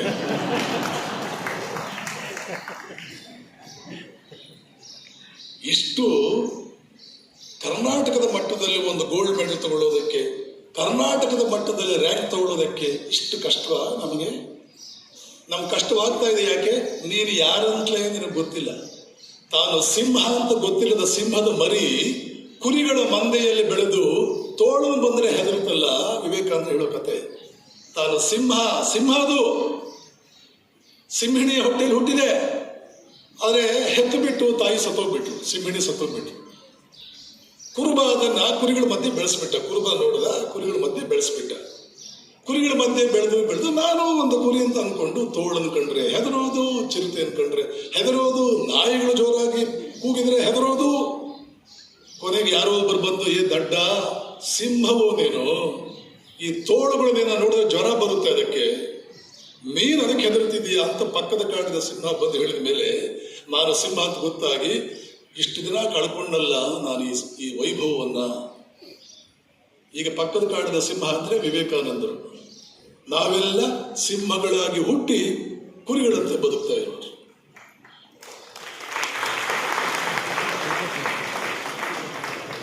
ಆದರೆ ಪಕ್ಕದ ಕಾಡಿನ ಸಿಂಹ ಬಂದು 100 ವರ್ಷ ಆಯಿತು, ನಾವು ಇವತ್ತಿಗೂ ಅದನ್ನು ಭೇಟಿ ಮಾಡಲೇ ಇಲ್ಲ. ಅದು ನಮ್ಮನ್ನು ಭೇಟಿ ಮಾಡೋದಕ್ಕೆ ಬಂತು ಪಾಪ. 39 ವರ್ಷ ಬದುಕಿತ್ತು ಆ ಮಹಾಸಿಂಹ. ಅದು ಬಹಳ ವರ್ಷ, ಯಾವಾಗಲೂ ಶಕ್ತಿ ಜಾಸ್ತಿ ಇದ್ರೆ ಬಹಳ ವರ್ಷ ಬದುಕಲ್ಲ. ಏನೂ ಶಕ್ತಿ ಇಲ್ಲವರು ಗುಂಟುಕಲ್ಲಿದ್ದಂಗೆ ಇರ್ತಾರೆ 120 ವರ್ಷ. ಅದ್ಭುತಗಳನ್ನು ಮಾಡುವ ವ್ಯಕ್ತಿಗಳು ಬಹಳ ದಿನ ಬದುಕಲ್ಲ. ಪ್ರಪಂಚದ ಅಲೆಕ್ಸಾಂಡರ್ನಿಂದ ಹಿಡಿದು ವಿವೇಕಾನಂದರವರೆಗೆ. ಆದರೆ ವಿವೇಕಾನಂದರು ಇನ್ನೊಂದು ರೂಪದಲ್ಲಿದ್ದಾರೆ, ನೆನ್ಪಿಟ್ಕೋಬೇಕು. ಯಾವ ರೂಪದಲ್ಲಿ? ತಮ್ಮ ಮಾತುಗಳ ರೂಪದಲ್ಲಿ. ಅವರ ಮಾತುಗಳನ್ನು ಕಂಡು ಈ ದೇಶದವನಲ್ಲ, ಅವರನ್ನು ನೋಡಿಲ್ಲ, ಈ ದೇಶದ ಸಂಸ್ಕೃತಿಯೂ ಕೂಡ ಅಷ್ಟಕ್ಕಷ್ಟೇ. ಆದರೆ ನೋಬೆಲ್ ಪ್ರಶಸ್ತಿ ವಿಜೇತ ಹೇಳ್ತಾನೆ, ಫ್ರಾನ್ಸ್ ದೇಶದ ನೋಬೆಲ್ ಪ್ರಶಸ್ತಿ ವಿಜೇತ ರೊಮೆ ರೋಲ ಹೇಳ್ತಾನೆ, ವಿವೇಕಾನಂದರ ಮಾತುಗಳನ್ನು ನೋಡಿ, ಬೈಬಲ್ನಲ್ಲಿ ಒಂದು ಘಟನೆ ಬರುತ್ತೆ. ಲ್ಯಾಸರಸ್ ಅನ್ನುವಂಥ ಒಬ್ಬ ವ್ಯಕ್ತಿ ಸತ್ತು ಹೋಗಿರ್ತಾನೆ. ಅವನ ತಾಯಿ ಬಂದು ಕ್ರಿಸ್ತನ ಮುಂದೆ ಬಿಡೋ ಅಂತ ಅಳ್ತಾಳೆ, ಎದೆ ಹೊಡ್ಕೊಂಡು. ಕ್ರಿಸ್ತನಿಗೆ ಅವಳ ದುಃಖ ನೋಡೋಕ್ಕಾಗದೆ ಆ ಲ್ಯಾಸರಸ್ನ ಹತ್ರ ಹೋಗಿ ಅವನ ಹೆಣ ಮಲಗಿಸಿರ್ತಾರೆ. ಅವನ ಕಾಲ ಹತ್ರ ನಿಂತ್ಕೊಂಡು ಲ್ಯಾಸರಸ್ ಗೆಟಪ್ ಅಂತಾನೆ ಕ್ರಿಸ್ತ. ಲ್ಯಾಸರಸ್ ಎದ್ದು ಬಿಡ್ತಾನೆ. ಆ ಫ್ರಾನ್ಸ್ ದೇಶದ ನೋಬೆಲ್ ಪ್ರಶಸ್ತಿ ವಿಜೇತ ರೊಮೆ ರೋಲಾ ಮುಂದೆ ವಿವೇಕಾನಂದರ ಬಗ್ಗೆ ಪುಸ್ತಕನೇ ಬರೆದ್ರು. ವಿವೇಕಾನಂದರ ಶಿಷ್ಯೆ, ಅಮೆರಿಕನ್ ಶಿಷ್ಯೆ ಜೋಸೆಫಿನ್ ಈ ಮನುಷ್ಯನನ್ನು ಭೇಟಿ ಮಾಡಿ ಒಂದು ಪುಸ್ತಕ ಬರೆಸಿದ್ಲು ಇವನ ಕೈದಲ್ಲಿ. ಅದ್ಭುತವಾದ ಪುಸ್ತಕ, ಇಂಗ್ಲಿಷಲ್ಲಿದೆ, ನೀವು ಓದಬೇಕು ಅದನ್ನ. ಎಂತ ಅದ್ಭುತವಾದ ರಂಗನಾಥಾನಂದಜಿ ಮಹಾರಾಜ್ ಮತ್ತೆ ಇದ್ರ ಬಗ್ಗೆ ಎಲ್ಲ ಹೇಳ್ತಿದ್ರು. ಇದೆಲ್ಲ ಓದಲಿಲ್ಲ ಅಂದ್ರೆ ಪಕ್ಕದ ಕಾಡಿನ ಸಿಂಹದ ಮಾತುಗಳು ನಮ್ಮ ಕಿವಿಗೆ ಬೀಳಲ್ಲ. ಅದ್ರ ಮಾತುಗಳು ನಮ್ಮ ಕಿವಿಗೆ ಬೀಳಲಿಲ್ಲ ಅಂದ್ರೆ ನಾವು ಸಿಂಹ ಅಂತ ನಮ್ಗೆ ಗೊತ್ತಾಗೋ ಹಾಗೆ ಇಲ್ಲ. ಸಿಂಹವಾಗೋದು ಕುರಿಯಂತೆ ಬದುಕಿ ಜೀವನ ವೇಸ್ಟ್ ಮಾಡ್ಕೊಳ್ಳೋದು, ಇದೇ ನಮ್ಮ ಹಣೆ ಬರಹ ಆಗ್ಬಿಡುತ್ತೆ. ವಿಚಾರ ಮಾಡಿ, ಸಿಂಹವಾಗಿ ಹುಟ್ಟಿ ಸಿಂಹದಂತೆ ಬದುಕ್ತಿರೋ, ಸಿಂಹದ ಹೊಟ್ಟೆಯಲ್ಲಿ ಹುಟ್ಟಿ ಕುರಿಯಂತೆ ಬದುಕ್ತಿರೋ, ನಿಮ್ದು ಆಪ್ಷನ್. ಇಲ್ಲಿವರೆಗೂ ಹಾಗೆ ಮಾಡ್ಕೊಂಡು ಬಂದಿರೋದು ಭಾರತೀಯರು. ಅದಕ್ಕೋಸ್ಕರ ರಾಮಕೃಷ್ಣ ಆಶ್ರಮಗಳು ಊರೂರಲ್ಲಿ, ವಿವೇಕಾನಂದರು ಜಿಲ್ಲೆಯಲ್ಲೂ ಆಶ್ರಮ ಆಗಬೇಕು. ಪ್ರತಿ ಮನೆಗೂ ಧೀರ ಸಂದೇಶಗಳು ಮುಟ್ಟಬೇಕು. ಪ್ರತಿ ಮನೆಗೂ ಧೀರ ಸಂದೇಶಗಳು ಮುಟ್ಟಬೇಕು. ಧೀರ ಸಂದೇಶ ಮುಟ್ಟದೆ ಯಾವ ಕಾಲಕ್ಕೂ ಕೂಡ ಸಾಮಾನ್ಯ ಮನುಷ್ಯ ಅಸಾಮಾನ್ಯ ಮನುಷ್ಯ ಆಗುವುದಕ್ಕೆ ಸಾಧ್ಯವೇ ಇಲ್ಲ. ಧೀರ ಸಂದೇಶ ಮುಟ್ಟಿದ್ರೆ ಇನ್ನು ಸಾಮಾನ್ಯನಾಗಿ ಅವನು ಉಳಿಲಾರ. ನನ್ನ ಮುಂದೇನೆ 10 ಎಕ್ಸಾಂಪಲ್ ಇದೆ. ನನ್ನ ಮುಂದೇನೆ ಧೀರ ಸಂದೇಶ ಬಂದ ಮೇಲೆ ಸಾಮಾನ್ಯ ಹುಡುಗ ಅಸಾಮಾನ್ಯ ಹುಡುಗ ಹಾಗಾದ 10 ಎಕ್ಸಾಂಪಲ್ ನನ್ನ ಕಣ್ಣು ಮುಂದೆನೆ ಇದೆ. ಆತ ಹೇಳ್ತಾನೆ, ಹೆಣ ಎದ್ದು ನಿಂತ್ಕೊಂಡ್ಬಿಡ್ತು. ಜೀಸಸ್ ಹೋಗಿ ಗೆಟಪ್ ಲ್ಯಾಸರಸ್ ಅಂದ. ಲ್ಯಾಸರಸ್ ಎದ್ದು ನಿಂತ್ಕೊಂಡ್ಬಿಟ್ಟ. ವಿವೇಕಾನಂದರು ಕೂಡ ಅಮೆರಿಕದಿಂದ ವಾಪಸ್ ಬಂದ ಮೇಲೆ ಮೆಡ್ರಾಸ್ನಲ್ಲಿ ನಿಂತುಕೊಂಡು ಸತ್ತು ಹೋಗಿದ್ದಂತ ಭಾರತೀಯ ಜನತೆಗೆ ಗೆಟಪ್ ಅಂತ ಹೇಳಿದರು. ಅದೇ ಕೊಲಂಬೋದಿಂದ ಅಲ್ಮೋಲಾವರೆಗೆ ಅವರು ಕೊಟ್ಟಿರ್ತಕ್ಕಂಥ ಭಾಷಣ. ಎದ್ದಿತು ಇಂಡಿಯಾ, ಅವ್ರ ಮಾತುಗಳನ್ನು ಕೇಳಿ ಇಂಡಿಯಾ ಎದ್ದಿತು. ಇಲ್ಲಿ ಅರ್ಥ ಏನು ಗೊತ್ತಾ? ವಿವೇಕಾನಂದರ ಮಾತುಗಳನ್ನು ಕೇಳಿದರೆ ಸತ್ತವರು ಎದ್ದು ನಿಂತ್ಕೊಳ್ತಾನೆ. ಇದಕ್ಕಿಂತಲೂ ಪವರ್ಫುಲ್ ಆದ ಮಾತುಗಳನ್ನು ಎಲ್ಲಿ ತರೋದು ಜಗತ್ತಿನಲ್ಲಿ ಹೇಳಿ? ನಾವೆಲ್ಲ ಸ್ವಲ್ಪ ಅರ್ಧಂಬರ್ಧ ಸತ್ತವರು ಹಾಗೆ ಇದ್ದೀವಿ. ಆದ್ರೆ ಯಾಕೆ ತಪ್ಪು ನಮ್ಮದಲ್ಲ? ಸತ್ತವರನ್ನು ಬದುಕೋದಲ್ಲ, ಅದ್ಭುತವಾಗಿ ಬದುಕೋದಕ್ಕೆ ಏನು ಟಾನಿಕ್ ಇತ್ತು, ಏನು ಆಹಾರ ಇತ್ತು, ಏನು ಇಂಜೆಕ್ಷನ್ ಬೇಕಿತ್ತು, ಅದು ಇಲ್ಲಿವರೆಗೆ ನಮ್ಗೆ ಯಾರು ಕೊಡಲೇ ಇಲ್ಲ. ಶಿಕ್ಷಣ ಇಲಾಖೆ ಕೊಡಬೇಕಾಗಿತ್ತು, ತಂದೆ ತಾಯಿಂದ್ರೆ ಕೊಡಬೇಕಾಗಿತ್ತು, ಟೀಚರ್ಸ್ ಕೊಡಬೇಕಾಗಿತ್ತು. ಏನಾಯಿತು, ಏನು ಕಥೆನೋ? ಯಾರಿಗೂ ಬೈಯೋದು ಬೇಡ, ಯಾರಿಗೂ ಏನು ಅನ್ನೋದು ಬೇಡ. ಪುಸ್ತಕಗಳ ರಾಶಿ ರಾಶಿ ಅಲ್ಲಿದೆ. ಇವತ್ತು ನೀವು ಒಂದು ಪುಸ್ತಕ ಬಿಡದೆ ವಿವೇಕಾನಂದರು ಏನೇನು ಬುಕ್ಸ್ ಅದೆಲ್ಲ ತಗೊಂಡೋಗ್ಬಿಡ್ಬೇಕು. ಅದು ಟಾನಿಕ್ ಸಿಗುತ್ತೆ, ಇಂಜೆಕ್ಷನ್ ಸಿಗುತ್ತೆ, ಊಟ ಸಿಗುತ್ತೆ. ನಮ್ಗವೆಲ್ಲ ಏನ್ ಬೇಡ. ನಾವು ಕುಂಭಕರ್ಣನ ಡೈರೆಕ್ಟ್ ಡಿಸೈಪಲ್ಸ್ ಅಂತಂದ್ರೆ ನಿಮ್ಮಿಷ್ಟ. ಇಲ್ಲ ಹೇಳ್ತೀವಿ, ಹೆಣನೇ ಎದ್ದಿದೆ ವಿವೇಕಾನಂದರ ಮಾತು ಕೇಳಿ. ನಾವು ಹೇಳಬೇಕು, ನಾವು ಜಗತ್ತು ದಿಗ್ಭ್ರಾಂತರಾಗುವಂತೆ, ಜಗತ್ತು ಆಶ್ಚರ್ಯಪಡುವಂತ ವ್ಯಕ್ತಿಗಳು ನಾವಾಗಬೇಕು ಅಂತ ಆಸೆ ಇದೆಯಾ? There is no other way, there is no other way. ಇದು ನಾನು ಹೇಳ್ತಾ ಇರೋ ಮಾತಲ್ಲ. IPS ಆಫೀಸರ್ ಒಬ್ಬರು ಯೂತ್ ಸರ್ವಿಸ್ ಡೈರೆಕ್ಟರ್ ಆಗಿದ್ರು 1984ರಲ್ಲಿ ಬೆಂಗಳೂರಿನಲ್ಲಿ, ಜೋಗೇಂದರ್ ಸಿಂಗ್ ಅಂತ. ಅವರು 9ನೇ ಕ್ಲಾಸಲ್ಲಿದ್ದಾಗ ಹಾಡಿ, ಅವರ ಶಾಲೆಯಲ್ಲಿ ಹಾಡಿ ಸೆಕೆಂಡ್ ಪ್ರೈಸ್ ಬಂತು. ಅವ್ರಿಗೆ ಕೊಟ್ಟ ಪ್ರೈಸ್ ಏನು ಅಂದ್ರೆ 25 ಪೈಸೆಯ ಪುಟ್ಟ ಪುಸ್ತಕ. ಆ ಪುಸ್ತಕದ ಹೆಸರು ದಸ್ ಸ್ಪೇಕ್ ವಿವೇಕಾನಂದ. ವಿವೇಕಾನಂದ ಹೀಗೆ ಹೇಳಿದ್ದಾರೆ. ಎಷ್ಟು ದೊಡ್ಡ ಪುಸ್ತಕ? 20 ಪೈಸೆ ಪುಸ್ತಕ. ಎಷ್ಟು ದೊಡ್ಡದು ಇರ್ಬೋದು? ಈ ಮೊಬೈಲ್ನಲ್ಲಿ ಇಷ್ಟೇ, ಒಂದು 10 ಪುಟ. ಅದನ್ನು ಓದಿದ್ರಂತೆ ಅವರು. ಅವಾಗ ಅನಿಸ್ತಂತೆ, IPS ಮಾಡಿ ನನ್ನ ದೇಶದ ಕಳ್ಳರನ್ನೆಲ್ಲ ಮಟ್ಟ ಹಾಕಬೇಕು, ನನ್ನ ದೇಶವನ್ನು ಅದ್ಭುತ ಮಾಡಬೇಕು. 25 ಪೈಸೆಯ ವಿವೇಕಾನಂದರ ಪುಸ್ತಕ 9ನೇ ಕ್ಲಾಸಿನ ಹುಡುಗನಿಗೆ ಇಂಥದ್ದೊಂದು ಕನಸು ಕಟ್ಟುತ್ತೆ.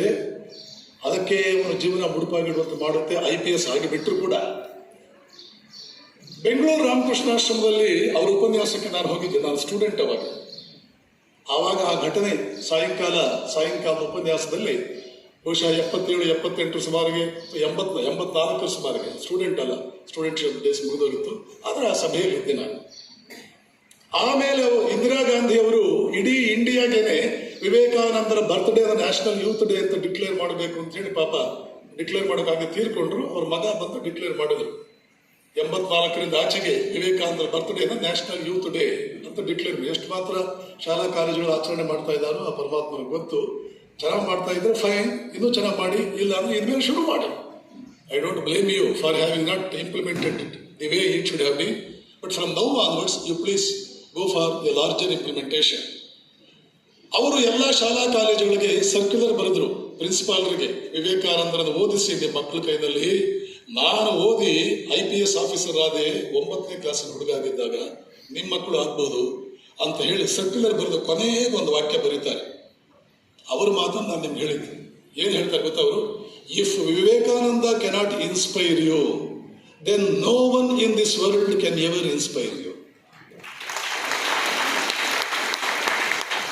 ನೆನಪಿಟ್ಕೊಳ್ಳಿ, ಶಿಕ್ಷಣದಿಂದ ನಾವು ಮೊದಲು ಪಡ್ಕೊಳ್ಬೇಕಾದ ಲಾಭ ಇನ್ಸ್ಪೈರ್ ಆಗೋದು. ಇಸ್ರೋ ಚೇರ್ಮನ್ ಆಗಿದ್ದವರು ಯು ಆರ್ ರಾವ್, ಆರ್ಯಭಟ್ಟ ಕಳಿಸಿದ್ರು ಮೇಲ್ಗಡೆಗೆ. ಟೈಮ್ಸ್ ಆಫ್ ಇಂಡಿಯಾದವರು ಅವರಿಗೆ ಇಂಟರ್ವ್ಯೂ ಮಾಡಿದ್ರು.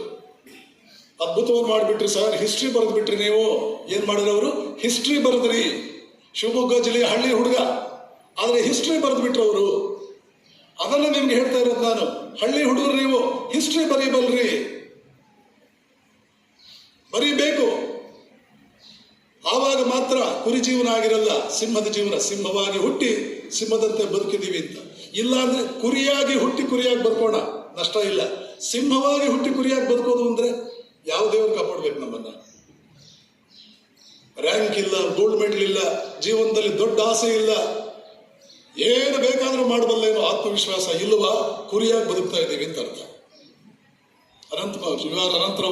ಯು ಆರ್ ಮೂರ್ತಿ ಹೇಳ್ತಾರೆ, ಸರ್ ನೀವು ನನಗೆ ಹಿಸ್ಟ್ರಿ ಬರೆದು ಬಿಟ್ರಿ ಅಂತ ಅಂದ್ರಿ, ಆದ್ರೆ ನೆನ್ಪಿಟ್ಕೊಳ್ಳಿ ಇದರ ಹಿಂದಿನ ಶಕ್ತಿ ನಾನಲ್ಲ. ನಾನು 9ನೇ ಕ್ಲಾಸ್ನಲ್ಲಿದ್ದಾಗ ನನಗೆ ಸೈನ್ಸ್ ಪಾಠ ಮಾಡ್ತಾ ಇದ್ದಂತ ನಮ್ಮ ಶಣೈ ಮಾಸ್ತರು ಅವರು ಇಷ್ಟು ಅದ್ಭುತವಾಗಿ ಫಿಸಿಕ್ಸ್ ಪಾಠ ಮಾಡ್ತಿದ್ರು. ಆವತ್ತೇ ಯೋಚನೆ ಮಾಡಿದೆ ನಾನು ಸ್ಪೇಸ್ ಸೈಂಟಿಸ್ಟ್ ಆಗಬೇಕು. ಅದೇ ಇವತ್ತು ಇಷ್ಟು ಅದ್ಭುತವಾದ ಸಾಧನೆ ಮಾಡಿದೆ. ಇದಕ್ಕೆ ನನ್ನ ಗುರುಗಳು ಶಣೈ ಮೇಷ್ಟ್ರು ಅವರ ಕಾರಣ. ಯಾವಾಗ ಪಾಠ ಹ್ಯಾಂಡ್ ಮಾಡಿದ್ರು ಶಣೈ ಮಾಸ್ತರು, 9ನೇ ಕ್ಲಾಸ್ನ ಯು ಆರ್ ರಾವ್ ನನ್ನ ಇನ್ಸ್ಪೈರ್ ಮಾಡಿದರು. ಅದ್ಭುತವಾದನ್ನು ನಾನು ಮಾಡಬೇಕು ಅಂತ ಇನ್ಸ್ಪೈರ್ ಮಾಡಿದರು. ಹುಡುಗನಿಗೆ ಮೊದಲು ಮೇಷ್ಟ್ರು ಮಾಡಬೇಕಾದ ಕೆಲಸ ಇನ್ಸ್ಪೈರ್ ಮಾಡಬೇಕಾದ. ಹರಾಶ್ಮನ್ ಅನ್ನುವ ಮಹಾನ್ ಚಿಂತಕ ಹೇಳ್ತಾನೆ, the teacher who is not inspiring the students inside the class room is simply hammering on cold iron. ಯಾವ ಟೀಚರ್ ಮಕ್ಕಳಿಗೆ ಇನ್ಸ್ಪೈರ್ ಮಾಡ್ತಿಲ್ಲ, ಅವನು ಹಸಿ ಕಬ್ಬಿಣದ ಮೇಲೆ ದೊಡ್ಡ ಸುತ್ತಿಗೆ ತಗೊಂಡು ಹೊಡೆದಿದ್ದೆ ಕಬ್ಬಿಣದ ಶೇಪ್ ಏನು ಚೇಂಜ್ ಆಗಲೇ ಇಲ್ಲ. ಕಬ್ಬಿಣದ ಶೇಪ್ ಚೇಂಜ್ ಆಗಬೇಕು ಅಂದ್ರೆ ಹೀಟ್ ಮಾಡಬೇಕು, ಆಮೇಲೆ ಹೊಡಿಬೇಕು. ಹಾಗೆ ವಿದ್ಯಾರ್ಥಿಗಳಿಗೆ ಮೊದಲು ಹೀಟ್ ಮಾಡಬೇಕು ಅಂದ್ರೆ ಅವ್ರ ಕೆಳಗಡೆ ಬೆಂಕಿ ಇಡಬೇಡಿ. ಹೀಟ್ ಮಾಡಬೇಕು ಅಂದ್ರೆ ಇನ್ಸ್ಪೈರ್ ಮಾಡಬೇಕು, ರಕ್ತವನ್ನು ಬಿಸಿ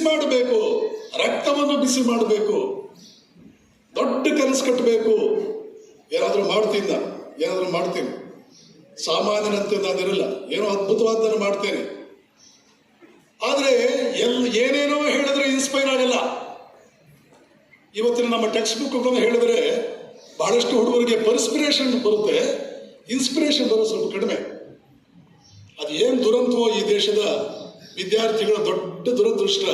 ಆ ಟೆಕ್ಸ್ಟ್ ಬುಕ್ಗಳೆಲ್ಲ ಕೂಡ ಎಷ್ಟು ವಿಚಿತ್ರವಾಗಿದೆ. ಎಲ್ಲಿಂದ ತರೋಣ ಇನ್ಸ್ಪಿರೇಷನ್? ಇಷ್ಟಾದರೂ ಕೂಡ ಭಾರತೀಯರೇ, ನಿಮ್ಗೊಂದು ಸೌಭಾಗ್ಯ ಇದೆ. ಅದರ ಪ್ರಾರಂಭದಿಂದ ನಾನು ಇದನ್ನು ಹೇಳ್ತಾ ಇದ್ದೀನಿ, ನಿಮಗಿರೋ ಸೌಭಾಗ್ಯ, ನಿಮಗೇ ಒಂದು ಸೌಭಾಗ್ಯ ಇದೆ. ಟೆಕ್ಸ್ಟ್ ಬುಕ್ ಹೇಗಾದರೂ ಇರಲಿ, ವಿವೇಕಾನಂದರ ಪುಸ್ತಕಗಳು ಅಂತಿದೆ. ಸುಭಾಷ್ ಚಂದ್ರ ಬೋಸ್ ಆ ಬುಕ್ಸ್ ಓದಿದ್ರು. ICS ನಲ್ಲಿ 4th ರ್ಯಾಂಕ್ ತಗೊಂಡ್ರು. ಇವತ್ತಿನ ICS ಮುಂದೆ ಲೆಕ್ಕಕ್ಕಿಲ್ಲ. 22 ವರ್ಷದ ಯುವಕ ICS 4ನೇ ರ್ಯಾಂಕ್ ತಗೊಂಡು ಆ ಸರ್ಟಿಫಿಕೇಟ್ನ ಕಸದ ಬುಟ್ಟಿಗೆ ಹಾಕ್ದ. ಯಾಕೆ ಹಾಕ್ದ? ನನ್ನ ಕೈ ತಾಕತ್ತಿದೆ ICS ಪಾಸ್ ಮಾಡೋದಕ್ಕೆ ಅಂತ ನಾನು ತಗೊಂಡಿದ್ದೆ ಹೊರತು ಇಂಗ್ಲಿಷ್ನವರು ಸರ್ವೆಂಟ್ ಆಗೋದಕ್ಕೆ ನಾನು ಹುಟ್ಟಿಲ್ಲ. ಹಾಗಾಗಿ ನಾನು ಯಾತಕ್ಕಾಗಿ ಹುಟ್ಟಿದ್ದೇನೆ? ಇಲ್ಲಿವರೆಗೆ ಈ ಪ್ರಪಂಚದಲ್ಲಿ ಯಾರು ಮಾಡದೇ ಇರೋದನ್ನು ಮಾಡೋದಕ್ಕೆ ಹುಟ್ಟಿದ್ದೇನೆ. I want to move along an unbeaten track ಹೇಳ್ತಾರೆ ಅವರು. ಇಲ್ಲಿವರೆಗೆ ಯಾರು ಯಾವ ದಾರಿ ತುಳಿದಿಲ್ಲ ಆ ದಾರಿ ತುಳಿಸಿಲ್ಲ. I never want to move along a beaten track. 10 ಜನ ಓಡಾಡಿರೋ ದಾರಿಯಲ್ಲಿ ನಾನು ನಡೆಯಲ್ಲ, ಯಾರು ನಡೆಯದ ದಾರಿಯಲ್ಲಿ ನಾನು ನಡೀತೇನೆ.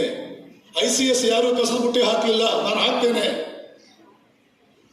20,000 ಕಿಲೋಮೀಟರ್ ಜರ್ಮನಿಯಿಂದ ಜಪಾನ್ಗೆ ಬರಬೇಕಾದ್ರೆ ಸಬ್ಮೆರಿನಲ್ಲಿ ಬಂದಿದ್ದವರು. ಸಿಂಹದಂತೆ, ಅಭಿಮನ್ಯುವಿನಂತೆ, ಹುಲಿಯಂತೆ ದೇಶಕ್ಕಾಗಿ ತಮ್ಮ ಜೀವನವನ್ನು ಮುಡುಪಾಗಿಟ್ರು. ಹಾಗಾಗೋದಕ್ಕೆ ಕಾರಣ ಒಳಗಡೆ ಒಂದು ದೆವ್ವ ಹೊಕ್ಕಿತ್ತವರಿಗೆ, ಒಂದು ಸಿಂಹ ಹೊಕ್ಕಿತ್ತು, ಒಂದು ಹುಚ್ಚು ಹಿಡಿದಿತ್ತು. ಆ ಹುಚ್ಚಿಗೆ ಕಾರಣವಾದವರು ಸ್ವಾಮಿ ವಿವೇಕಾನಂದರು.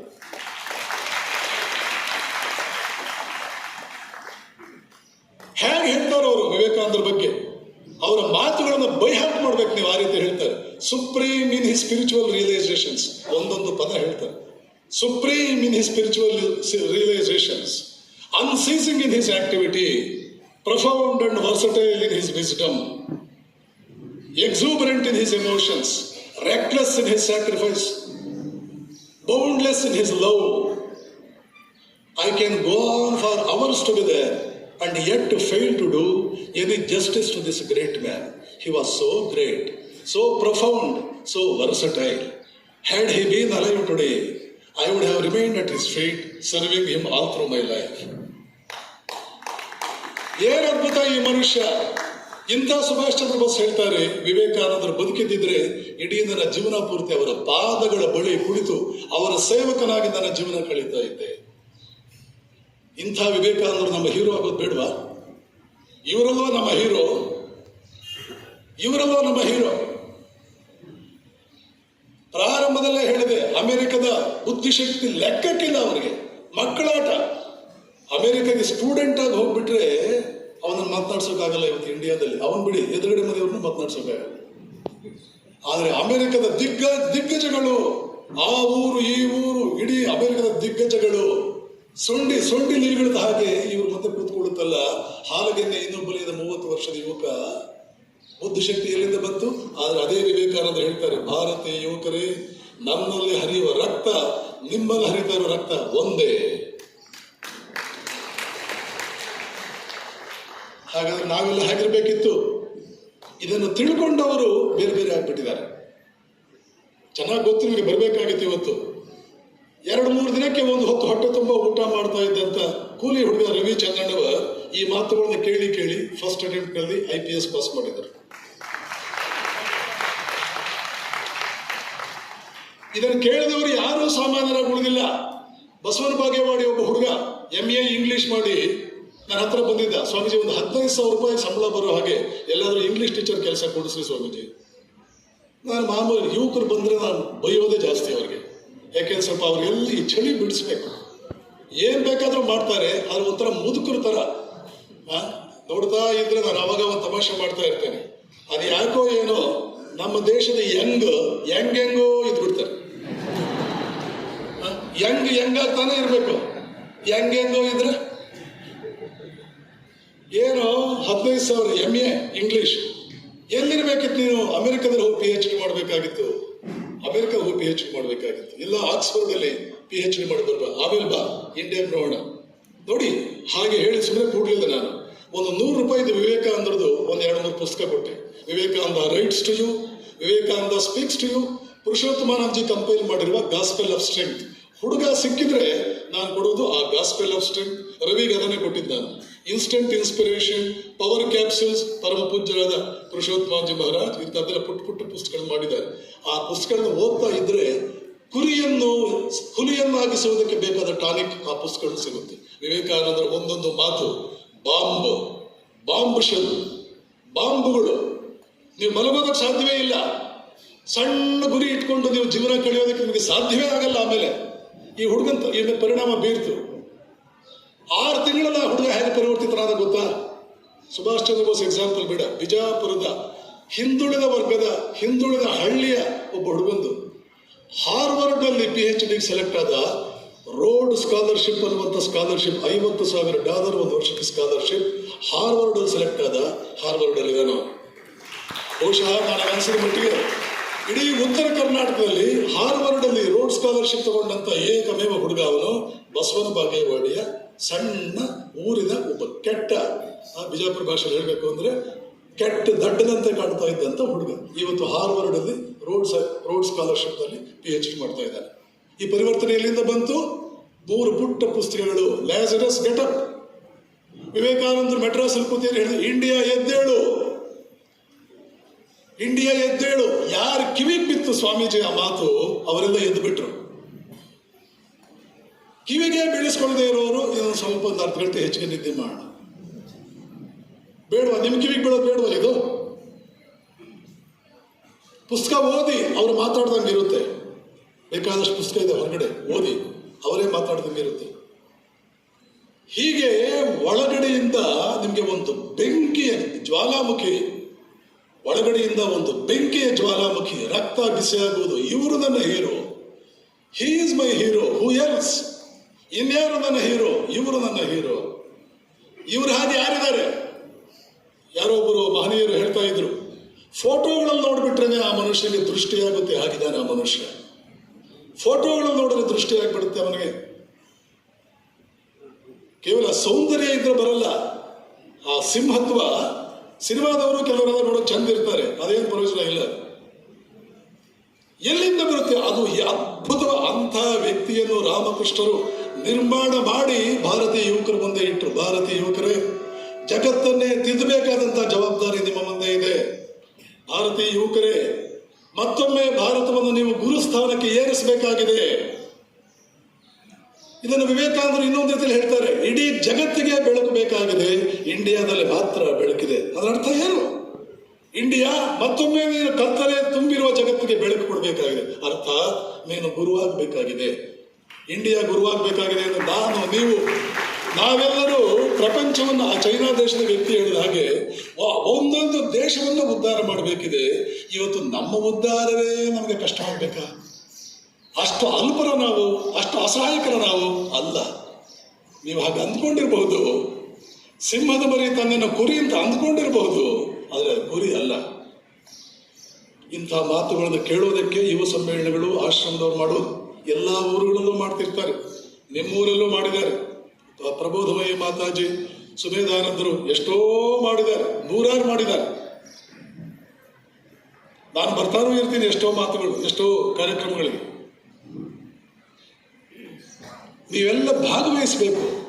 ಕಾರ್ಯಕ್ರಮ ಶುರುವಾಗೋದಕ್ಕಿಂತ 10 ನಿಮಿಷ ಮುಂಚೆ ಬರಬೇಕು, ತಡ ಮಾಡಿ ಬರೋದಲ್ಲ. ಇಂಥ ಕಾರ್ಯಕ್ರಮ ನಿಮ್ಮ ಜೀವಮಾನದಲ್ಲಿ ಸಿಗಲ್ಲ. ಒಬ್ಬ ಹುಡುಗ ಬಿಜಾಪುರದಲ್ಲಿ ಹೇಳಿದ್ದ, ಇಂಥ ಕಾರ್ಯಕ್ರಮ ಕೇಳಿದ ಮೇಲೆ ಅವ್ನು ಹೇಳ್ದ, ಸ್ವಾಮೀಜಿ ನಾನು ಯಾವ ಸಿನಿಮಾ ನೋಡಿದಾಗಲೂ ನನಗೆ ಅಷ್ಟು ಖುಷಿ ಆಗಿರಲಿಲ್ಲ ನೋಡ್ರಿ. ಯಾವ ಸಿನಿಮಾ ನೋಡಿದಾಗಲೂ ನನಗೆ ಅಷ್ಟು ಖುಷಿ ಆಗಿರಲಿಲ್ಲ. 10 ರೂಪಾಯಿ ಟಿಕೆಟ್ ಇಟ್ಟಿದ್ವಿ ನಾವು ಕಾರ್ಯಕ್ರಮಕ್ಕೆ. 10 ರೂಪಾಯಿ ಟಿಕೆಟ್ ಕೊಂಡುಕೊಂಡು 2003, 2004ರಲ್ಲಿ ಆ ಕಾರ್ಯಕ್ರಮದಲ್ಲಿ ಭಾಗವಹಿಸಿ ಯುವಕ ಹೇಳಿದ, ಆಮೇಲೆ ಯಾವ ಸಿನಿಮಾ ನೋಡಿದಾಗಲೂ ನನಗಷ್ಟು ಖುಷಿ ಆಗಿರಲಿಲ್ಲ. ಪ್ರೀತಿಯ ಬಂಧುಗಳೇ, ಇವತ್ತು ಬೇಕಾಗಿದೆ ಧೀರ ಸಂದೇಶಗಳು. ಯಾಕೆ ಹುಟ್ಟುತ್ತಾನೇ ನಾವು ಆ ಥರದವರು. ಹೊರ ಪ್ರಪಂಚ ಇನ್ನೂ ಕಾಡು ಮನುಷ್ಯರಂತೆ ಬದುಕ್ತಾ ಇದ್ದಾಗ ಅವ್ರಿಗೆಲ್ಲ ಗುರುಗಳ ಸ್ಥಾನದಲ್ಲಿ ನಿಂತು ಅವರು ಉದ್ಧಾರ ಮಾಡಿದವರು ನಾವು. ದೇಶಗಳನ್ನು ಉದ್ಧಾರ ಮಾಡಿದವರು. ಇವತ್ತು ನಮ್ಮ ಉದ್ಧಾರ ನಮ್ಮ ಕೈಲಾಗಲ್ಲ, ನಮ್ಮ ಉದ್ಧಾರ ಮಾಡ್ಕೊಳ್ಳೋದು ನಮ್ಮ ಕೈನಲ್ಲಿ ಆಗಲ್ಲ. ಕಾನ್ಫಿಡೆನ್ಸ್ ಲೆವೆಲ್ 100 ಪಟ್ಟು ಜಾಸ್ತಿ ಮಾಡ್ಕೊಳ್ಳಿ. ಇಲ್ಲಿವರೆಗೆ ನಿಮಗೆ ಏನೇ ಇನ್ಫೀರಿಯಾರಿಟಿ ಕಾಂಪ್ಲೆಕ್ಸ್ ಇರ್ಬೋದು, ನನ್ನ ಕೈನಲ್ಲಿ ಆಗುತ್ತಾ ಅಂತ ಡೌಟ್ ಇರ್ಬೋದು. ಇವತ್ತು ಲಾಸ್ಟ್ ಜಗತ್ತನ್ನು ಉದ್ಧಾರ, ದೇಶಗಳನ್ನು ಉದ್ಧಾರ ಮಾಡುವಂತ ರಕ್ತ ನಿಮ್ಮದು. ನಿಮ್ಮ ಉದ್ಧಾರ ಕಷ್ಟ ಆಗುತ್ತೆ ನಿಮಗೆ? ಎಂದಿಗೂ ಹಾಗೆ ಯೋಚನೆ ಮಾಡಬೇಡ. ಸ್ವಾಮೀಜಿ ಹೇಳ್ತಾರೆ, ಜಗತ್ತಿನಲ್ಲಿ ಮಹಾಪಾಪ ಅನ್ನುವಂಥದ್ದಿದ್ರೆ ನನ್ನ ಕೈನಲ್ಲಿ ಏನಾಗುತ್ತೆ ಅಂತ ನಿನ್ನ ಶಕ್ತಿಗಳನ್ನು ಸಂದೇಹಿಸುವುದಕ್ಕಿಂತ ದೊಡ್ಡ ಪಾಪ ಯಾವುದೂ ಇಲ್ಲ. If there is any sin in this world, this is the only sin to think that you are weak. Swamiji ಮಾತಿದ್ದಾರೆ, ನಾನು ವೀಕ್, ನನ್ನ ಕೈಲಾಗದವನು ಹಾಗೆ ಅಂದ್ಕೊಂಡಿಯಾ, ದೊಡ್ಡ ಪಾಪ ಮಾಡಿಬಿಟ್ಟೆ. ಈ ಪಾಪ ಮಾಡಬೇಡ. ಸಣ್ಣ ಪುಟ್ಟ ಪಾಪಗಳು ಅನಿವಾರ್ಯವಾದರೆ 1-2 ಮಾಡ್ಕೋ, ಆದರೆ ಈ ಪಾಪ ಮಾಡಬೇಡ. ಹೇಳ್ದ ಹೋದ್ರೆ ಬಹಳ ಆಗುತ್ತೆ. ಇನ್ನು ಮುಂದೆ ಉಪನ್ಯಾಸಕರಿದ್ದಾರೆ. ಪ್ರೀತಿಯ ಬಂಧುಗಳೇ, ಇವತ್ತಿನಿಂದ ಹೊಸ ಜನ್ಮ ನಿಮಗೆ ಅಂತ ಅನ್ಕೊಳ್ಳಿ. ನಾಳೆ ಸ್ವಾಮಿ ವಿವೇಕಾನಂದರ ಮಹಾಸಮಾಧಿ ಡೇ. ನಾಳೆಗೆ ಆ ಮಹಾತ್ಮ ತೀರ್ಕೊಂಡಿದ್ದೀರ. 1902 ಜುಲೈ 4ರಂದು ಅವರು ತೀರ್ಕೊಂಡವರು. ಇವತ್ತಿದೆಲ್ಲ ಕೇಳಿ ನಾಳೆಯಿಂದಲೇ ವಿವೇಕಾನಂದರ ಫೋಟೋ ಮುಂದೆ ನಿಂತ್ಕೊಂಡು, ಪ್ರಭು ನೀನು ಬಂದೆ, ಅದ್ಭುತಗಳನ್ನು ಮಾಡಿದೆ, ಹೊರಟೋದೆ, ಆದರೆ ಇವತ್ತು ನಿನ್ನ ಮುಂದೆ ಪ್ರತಿಜ್ಞೆ ಮಾಡ್ತಾ ಇದ್ದೇನೆ, ನೀನು ಮೆಚ್ಚುವಂತ ವ್ಯಕ್ತಿ ಆಗ್ತೇನೆ, ನಿನ್ನಂಥ ವ್ಯಕ್ತಿಯಾಗಬೇಕು ನಾನು ಇಷ್ಟಪಡ್ತೇನೆ. ನಾಳೆನೇ ಅವ್ರ ಫೋಟೋ ಮುಂದೆ ಒಂದು ಶಪಥ ಮಾಡಿ, ನಾಳೆಯಿಂದ ನಿಮ್ಮದು ಹೊಸ ಜನ್ಮವಾಗಲಿ, ಒಂದು ರೀತಿಯಲ್ಲಿ ನಿಮ್ಮ ಹೊಸ ಬರ್ತ್ಡೇ ಆಗಲಿ, ನಾಳೆಯಿಂದ ನಿಮಗೆಲ್ಲ ಒಳ್ಳೆಯದಾಗಲಿ. ಜೈ ರಾಮಕೃಷ್ಣ.